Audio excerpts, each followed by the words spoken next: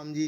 रामचरितमानस सुंदरकांड दोहा संख्या 44 के पिछले दोहे में प्रभु श्री राम जी विभीषण को आते हुए सुनकर सुग्रीव की शंका को दूर करते हुए कहते हैं, हे मित्र, जो मनुष्य अपने अहित का अनुमान करके शरण में आए हुए का त्याग कर देते हैं वे पापमय हैं।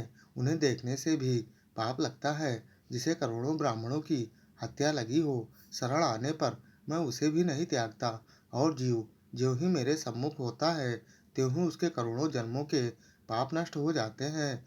पापी का यह साहस स्वभाव होता है कि उसे मेरा भजन कभी नहीं सुहाता। यदि रावण का भाई निश्चय ही दुष्ट हृदय का होता तो क्या वह मेरे सम्मुख आ सकता था।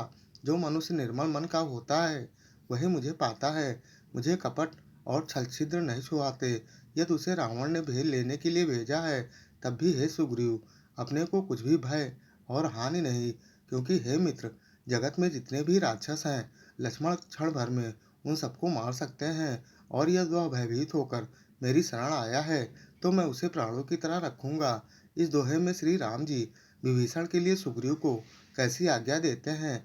फिर विभीषण जी श्री राम जी के रूप, सौंदर्य और स्वरूप को देखकर नेत्रों में प्रेमांसुओं का जल भरकर क्या सोचते हैं, और विभीषण अपना नाम बताकर अपनी करनी के बारे में क्या कहते हैं, इस दोहे में उसी का वर्णन है।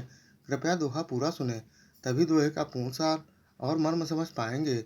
और ऐसे ही संपूर्ण श्री रामचरितमानस के प्रत्येक दोहा चौपाई को अर्थ सहित जानने, समझने, सुनने वाले वीडियो देखने के लिए चैनल को सब्सक्राइब कर जगत का सबसे पावन नाम जय श्री राम कमेंट में जरूर लिखिएगा, बहुत ही मोहक सरल धुन में। उभय भांति तेहि आनहु रामा हो, हस कहि कृपा निकेत सिया रामा हो। रामा सिया रामा जय कृपाल कही कपि चले रामा हो।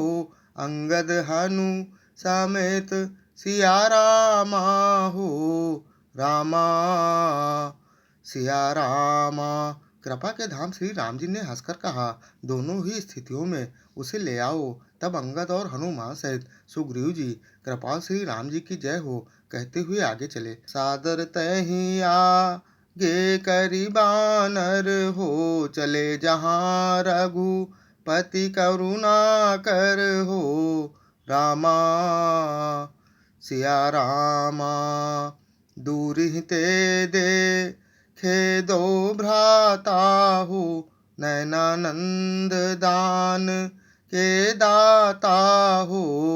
रामा सिया रामा। विभीषण जी को आगे आदर सहित आगे करके बानर फिर वहां चले जहां करुणा की खान श्री रघुनाथ जी थे। नेत्रों को आनंद दान देने वाले अत्यंत सुखद दोनों भाइयों को देखकर विभीषण जी दूर से ही देखकर हर्षित हुए। बहुरी राम छवि धाम बिलो की हो, रहो ठटू की एक टक पल रो की हो। रामा सिया रामा भुज प्रलंब कंजा रुन लोचन हो, श्यामल गात प्रणत भय मोचन हो। रामा सिया रामा।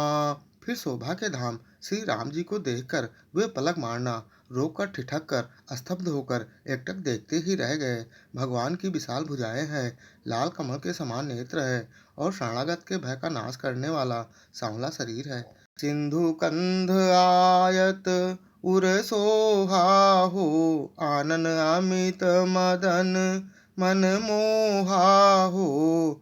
रामा सिया रामा नयन नीर पुल कित अति गाता हो, मन धरि धीर कही मृदु बाता हो। रामा सिया रामा। उनके सिंह से कंधे हैं, विशाल चौड़ी छाती है, अत्यंत शोभा दे रहा है। असंख्य कामदेवों के मन को मोहित करने वाला मुख है। भगवान के स्वरूप को देखकर विभीषण जी के नेत्रों में प्रेमांसुओं का जल भर आया और शरीर अत्यंत पुलकित हो गया।